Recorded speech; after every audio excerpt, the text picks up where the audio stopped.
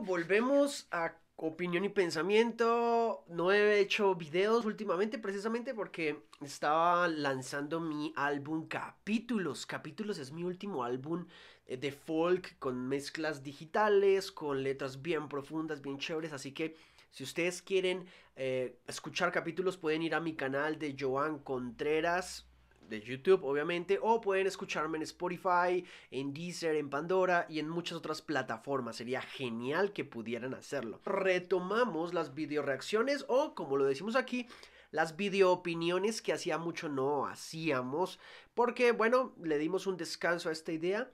Y hoy vamos a opinar y vamos a comentar un poco acerca de una página o bueno, va a ser como una sección también de páginas de ateísmo o páginas que de alguna manera argumentan contra los creyentes. Si ustedes tienen algún video que yo puedo reaccionar, una página que yo puedo reaccionar, un escrito al cual yo puedo criticar aquí en estos videos, por favor, no duden en escribirme abajo en los comentarios, bueno, para comentarlos y respetuosamente generar un debate alrededor de esto. Bienvenidos.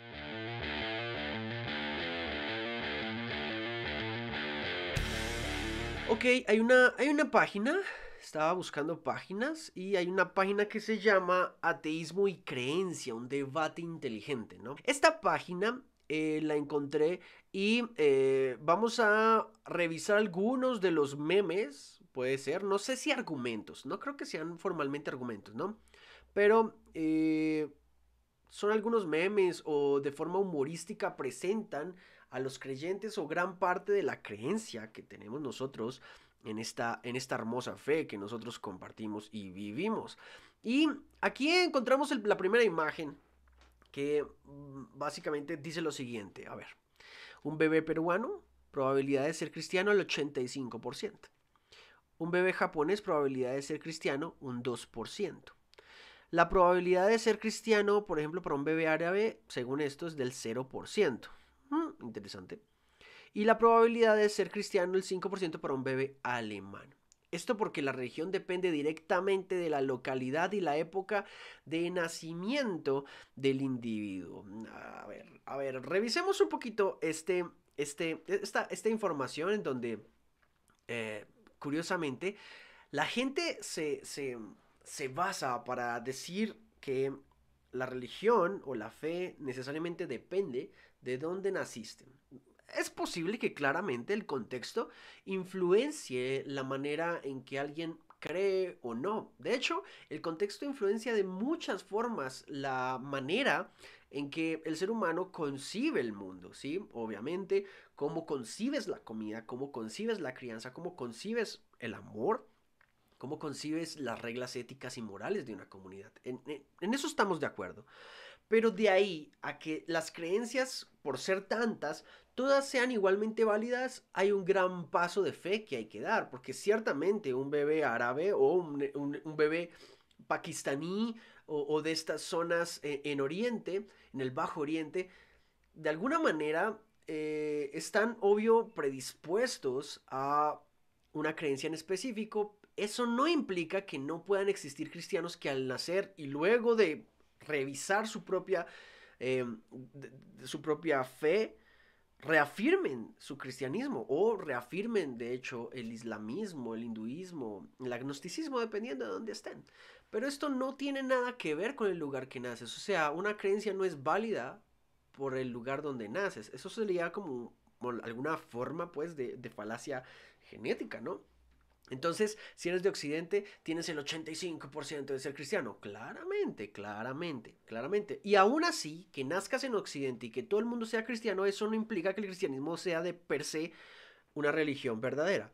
La religión como tal no te va a demostrar su veracidad a partir de las mayorías o de la cultura en donde esté. Hay otro tipo de argumentos que podrían demostrar esas diferencias. Y es que hay mucha gente que se atormenta con los memes y que los comparten pues como bueno, como si fuera una verdad, ¿no? Bueno, no vamos a leer párrafos. Aquí hay otro bastante interesante. Creo que este lo conocemos todos de alguna forma. Esto nos lo han compartido. Soy tan feliz porque nací en la religión correcta y hay tantas religiones. Nunca he escuchado a nadie, sinceramente, decir que está feliz porque nació en la religión correcta. Am, yo nací en el cristianismo y por nacer en el cristianismo no era necesariamente feliz por ello. Creo que la cultura o de alguna manera la forma en que vives la fe es la que al final te da la posibilidad genialísima de entender esa fe, entenderla de una manera mucho más específica, una forma más profunda, de una forma crítica.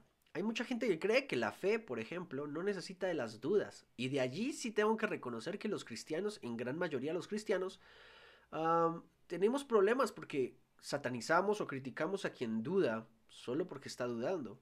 Y la fe requiere ir de la mano muchas veces de la incertidumbre, de la duda, de la zozobra. Es como el argumento de que la fe te da certidumbre en todo. No, te da confianza, no certidumbre. La confianza en sí misma sería racional, pero la certidumbre, aunque sea racional, sabes que confías en ciertos datos para avanzar frente a algo que no conoces, como es la fe. Es completamente válido. Aquí hay una frase de un ateo que estaba mirando, creo que no hay mucho que hablar de allí. Y vamos con esta imagen, vamos a revisarla. Esta la había medio visto ahorita, pero no la había leído toda. Dije, quiero que veamos esa. Estimado creyente, nos dicen a todos, ¿no? La oración no quita el hambre al hambriento. La oración no cura ninguna enfermedad. La oración no consigue empleo al necesitado. La oración no evita ni detiene ningún conflicto o calamidad. Tus oraciones no funcionan, no solucionan nada, solamente los actos de los seres humanos pueden cambiar una situación. Bueno, esto, digamos que de facto, cualquier persona diría, ah, mira, la oración, si no causa nada la oración, eh, no sirve. Y si lo llegara a causar, te preguntarían, ¿cómo sabes que eso lo causó la oración? ¿Sí?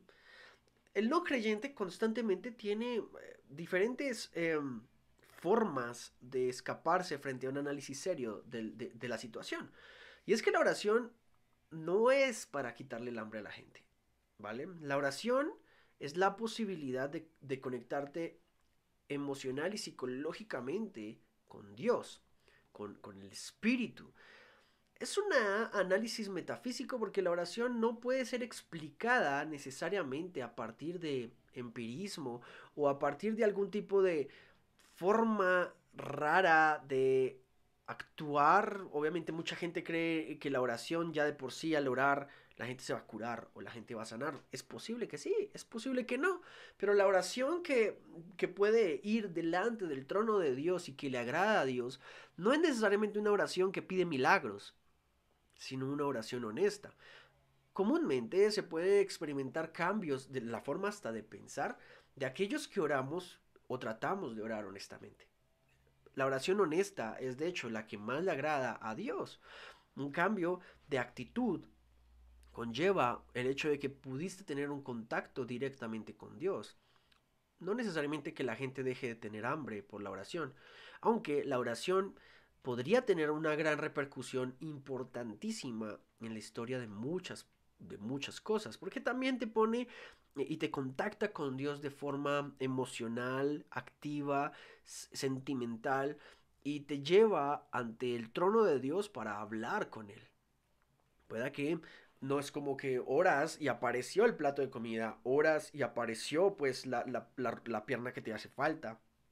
No funciona de esa manera, aunque podría, porque la oración es para conversar con Dios, no para hacer milagros. La oración es para conectarte con Dios y tener una relación con Dios, no para que existan milagros. Es una manera que la gente suele concebir y suele concebirla equivocadamente, muy equivocadamente. Hay una gran cantidad de memes y cosas que uno encuentra aquí.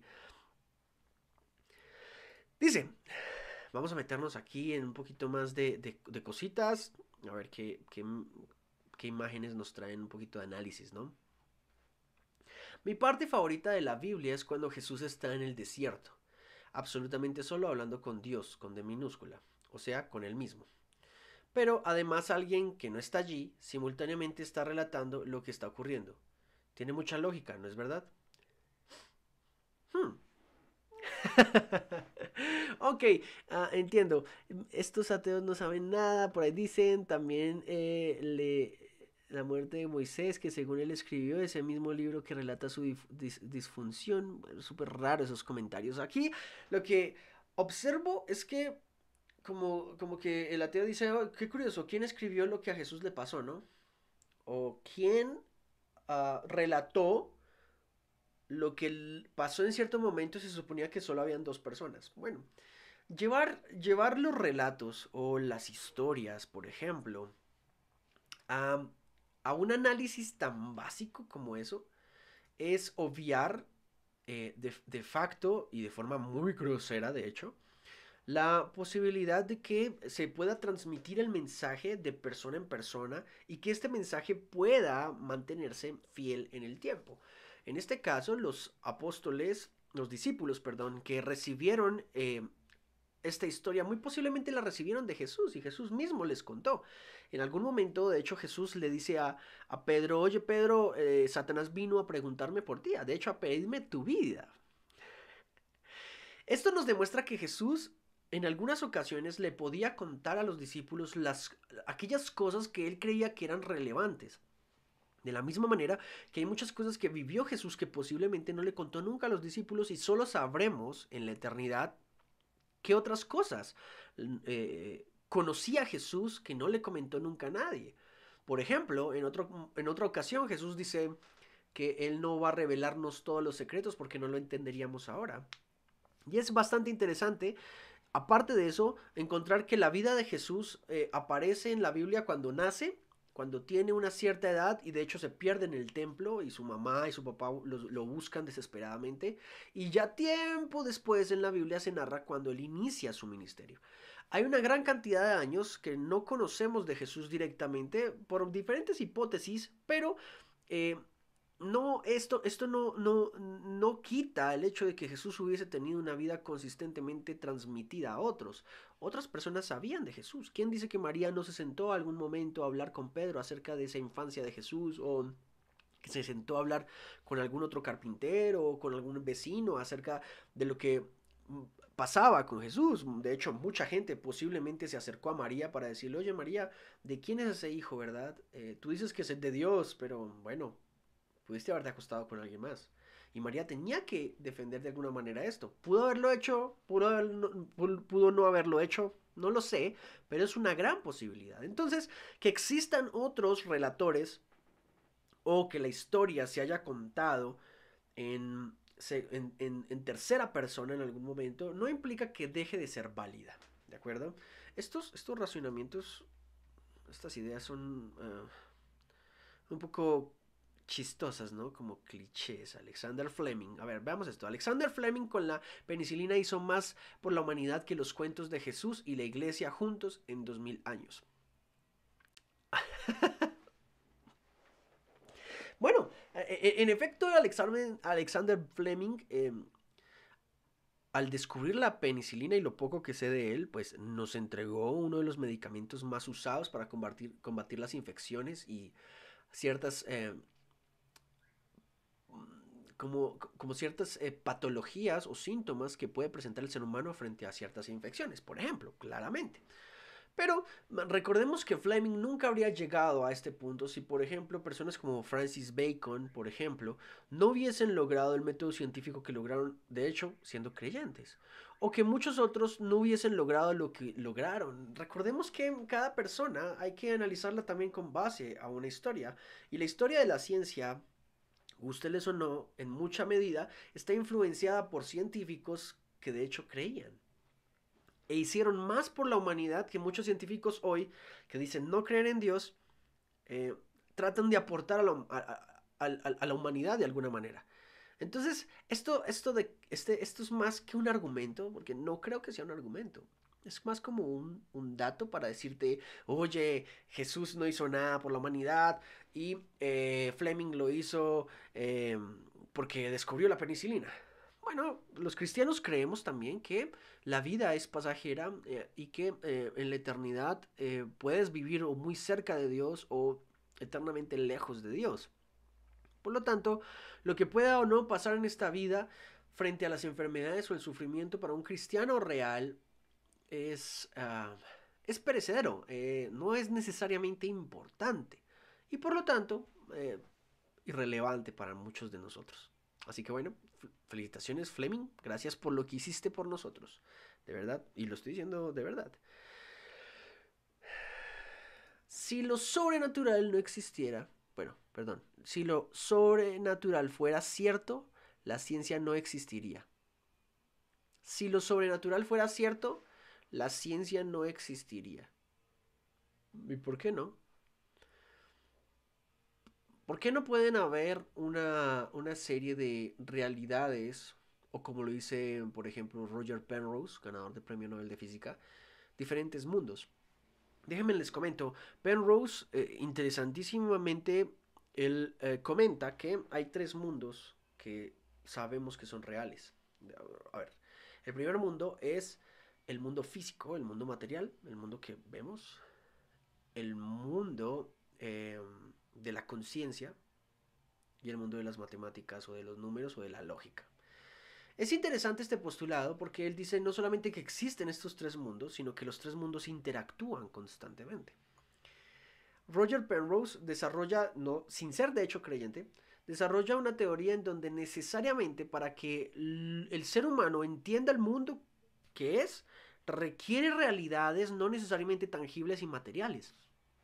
Porque, por ejemplo, la mente no es un concepto que propiamente podamos, por ejemplo, definir materialmente. O sea, yo soy psicólogo y no te puedo decir la mente queda aquí, en la parte frontal o prefrontal del cerebro, o en la corteza cerebral, o en la cisura, o en el área de Broca, o en el área de Wernicke, o en el cerebelo, o en el tallo cerebral. Yo no puedo decirte eso, nadie puede hacerlo. Por eso, el concepto de la mente es un concepto que debe abordarse más allá del mundo material y el mundo empírico de alguna manera. Y al entrar a un mundo racional o de una línea filosófica un poquito más racionalista, necesitamos hacer metafísica. ¿Sí? Sin metafísica no podemos entender mucho de esto. Es supremamente interesante, ¿no les parece? Estos postulados que llegan muchas veces a ser equivocados. Último, veamos uno último hoy para que ustedes me puedan recomendar otras páginas o otros memes un poquito más graciosos para reírnos juntos. Si la religión que practicas, uno, es muy común en el lugar donde creciste, uno, dos, te la inculcaron tus padres o familiares, tres, es la única que has estudiado, cuatro, nunca te atreviste a cuestionarla, cinco, no has estudiado sus orígenes históricos. Sexto, desconoces o niegas las contradicciones en que incurre. Séptimo, desconoces los sucesos históricos negativos sobre ella. Octavo, contradice las leyes más fundamentales de la naturaleza. Entonces es posible que estés basando tu vida en una filosofía que no comprendes y que adquiriste casi por accidente. Es supremamente interesante. Yo nunca había visto una imagen o una formulación tan interesante para analizar. En primer lugar, es muy común en el lugar donde creciste, ¿ok? Como un caso acumulativo, ¿no? Entonces, si la religión que hoy profesas es común en el lugar que vives, oye, ten cuidado, ¿no? Dos, te la inculcaron tus padres y familiares. Que una enseñanza sea inculcada por los padres no la hace necesariamente equivocada. De la misma manera que un profesor al enseñarte matemáticas ciertos conocimientos, eso porque a otra persona te lo enseñó, te lo inculcó desde pequeño, no necesariamente es equivocado.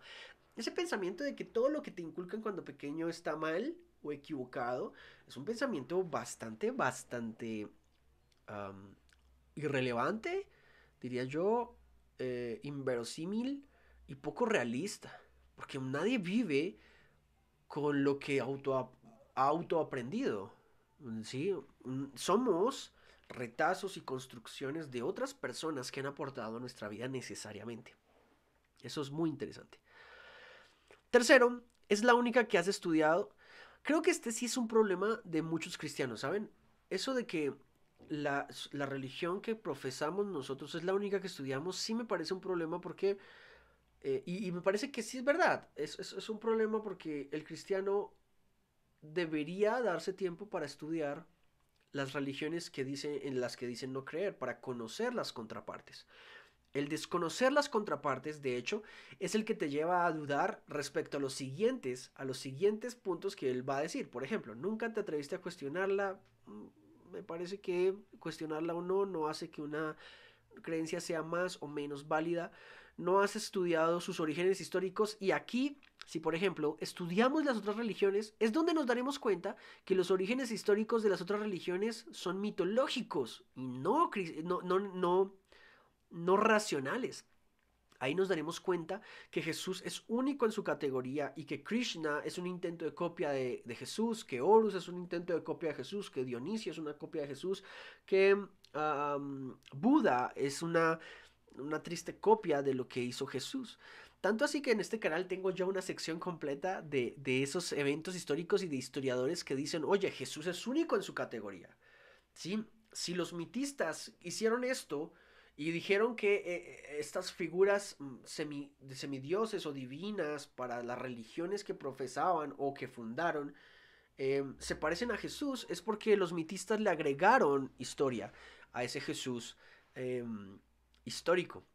Y tomaron prestado del cristianismo, de hecho porque veían que sus creyentes abandonaban su fe para irse al cristianismo. Por lo tanto, había que crear otro tipo de arquetipos basados muchos en Jesús. Así que les recomiendo ver esa serie. Y muchos ateos creen, de hecho, que nosotros no hemos estudiado los orígenes históricos no solo de nuestra fe, sino de la fe o la creencia de otras culturas. Creer eso es tener o sea, tratar de soportar el peso de la prueba de forma muy vulgar, porque tienes que argumentar y evidenciar que todos somos así. Y ahora sí, si todos fuéramos así, podemos objetivamente acceder a las bases del cristianismo. El cristianismo se funda bajo la premisa histórica y el hecho histórico de la resurrección de Cristo, no sobre el hecho histórico de la enseñanza de un hombre cualquiera. Es un hecho milagroso atestiguado por la historia. Eso lo dicen personas como personalidades como Gary Habermas, Mike Licona, pero eruditos y escépticos como Paula Fredriksen o como el famoso se me va el nombre de este agnóstico historiador del Antiguo Testamento. Después se los digo, pero varios de hecho escépticos apuntan a lo mismo. Séptimo, desconocen los sucesos históricos negativos sobre ellas. Sí, el cristianismo tristemente fue salpicado históricamente por la institucionalización e instrumentalización del cristianismo. El cristianismo per se enseña el respeto por el prójimo, pero que una institución X haya usado eso para colonizar, para eh, asesinar, para generar daño histórico, no hace que la verdad del cristianismo sea menos verdadera.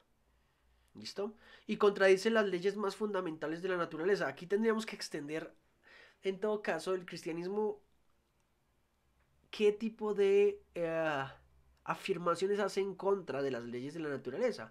Alguno dirá los milagros. Bueno, los milagros podrían ser simplemente Dios interviniendo en un proceso de aceleración natural, acelerar las leyes naturales, como lo diría C.S. Lewis, por ejemplo, para lograr cumplir con un hecho milagroso, porque si Dios puede existir, los milagros claramente podrían existir. Entonces habría que definir exactamente a qué leyes de la naturaleza se refiere esta imagen. Así que creo que de alguna manera, para concluir, tiene cada quien que no solo revisar o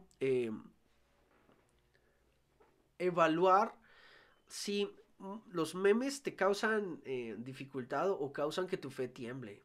Si un meme hace eso, creo que estás en el lugar incorrecto. Sin embargo, podemos tener muy buenas respuestas y respuestas muy elocuentes a situaciones que nos puede traer la vida acerca de cómo los ateos, los no creyentes y otra serie de personas ridiculizan la fe creando hombres de paja donde no los hay para simplemente decirte que no debes creer porque tu creencia es equivocada. Y de allí es que yo amo lo que hago. Porque me gusta decirle al creyente que debe sentirse orgulloso de su fe, defender su fe y compartirla orgullosamente. Porque el cristianismo es la única cosmovisión que impide que el mundo se vuelva a la locura hasta el día de hoy. Marchando voy, marchando voy, marchando voy, marchando voy.